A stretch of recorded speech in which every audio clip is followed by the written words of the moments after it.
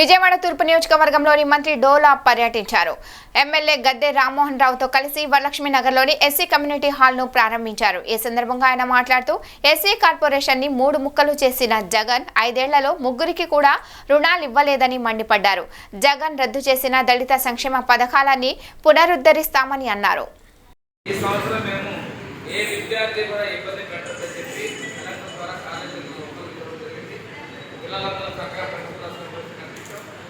అందరి సర్టిఫికేట్ ఇవ్వబోతా ఉన్నాం.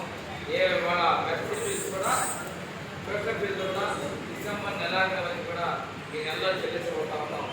అదే కాస్మెటిక్ చార్జెస్ కూడా వాళ్ళకి కిట్స్ కూడా అందించుకుంటున్నాం.